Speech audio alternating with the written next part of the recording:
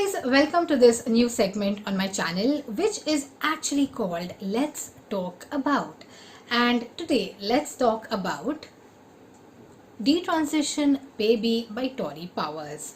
So basically, this is kind of a book review, but it's not a book review, and it's somewhere where I kind of discuss whether you should read the book or not, because most probably the reason you're watching this video right now is because you kind of want to decide whether the book is worth your time or not. And here, don't fear, I am here. Okay, cool. So also, your homegirl is making more book reviews now, because your homegirl does not make many book reviews and she only posts her book reviews on Instagram and Goodreads, but now that's going to change. So let's get started with this review. So let's start with the introduction on what the book is about, right? What's like the basic plot line? The basic plot line, of course, is there is a transsexual woman. Okay, so a transsexual woman is called Reese, and then there is an ex-transsexual woman who is called Ames now. When she was a transsexual woman, she was called Amy, right? So basically, it talks about their lives, because they were together at one point of time. They were roommates as well at one point of time, and then later on, things happened, and because of some kind of reasons and some kind of issues, Amy transitioned or detransitioned to being Ames. And the thing with this whole story is that there is a baby involved, hence detransition comma baby, and it talks about motherhood and other kind of topics involving the trans community in general. Now, getting to the actual kind of like pros of the book, right? Because there are pros and cons to every book, and through these pros and cons, it will kind of like help you decide whether you should read this book or not. So let's start with the pros of the book. And basically, pros of the book are those points that kind of make you want to read the book, in my opinion, and maybe through this you can judge whether this book is for you or not. The first pro about this book is simply that it's Trans 101. If you're someone who wants to read more about the LGBTQ community, especially the trans community, and want to understand how trans women operate in general, then this is your book. It's been written by a trans woman and it's about trans women in general, so you have to read that particular situation. Also, one more thing that the book kind of emphasizes on, which is a very massive part of the book, is the detransition process, because Ames, for one matter, was a male.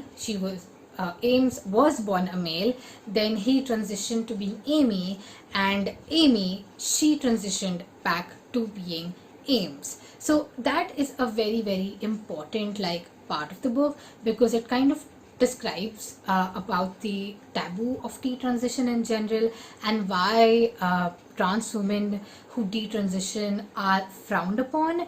It kind of also talks about that kind of prejudice that comes within the trans community, because in the first place, trans women are kind of excluded from social circles, but trans women who detransition are like excluded even more from social circles, for that matter.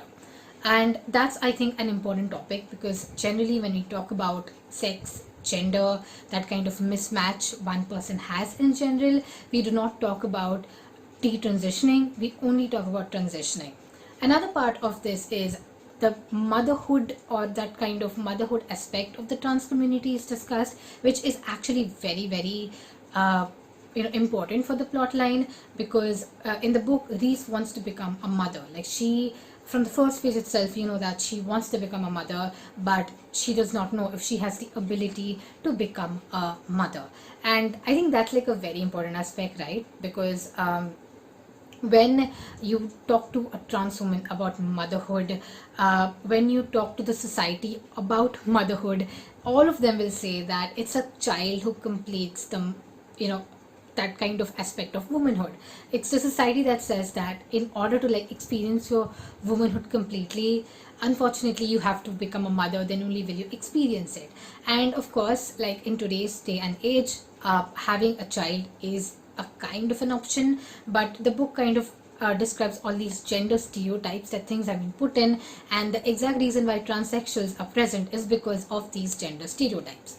So overall, it kind of covers a lot of these topics that I just spoke about, and it's a great, great, great read, I think, for that particular aspect. So let me get to the cons of the book, because I rated this book only 4.7 stars. And why did I cut the 0.3 stars?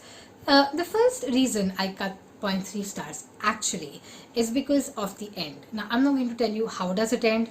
You have to read the book to know how does it end. But for me, I thought the end was something that I was not expecting per se, but I am expecting you to read it and let me know whether you like the end or not. DM me on Instagram if you like the end or not.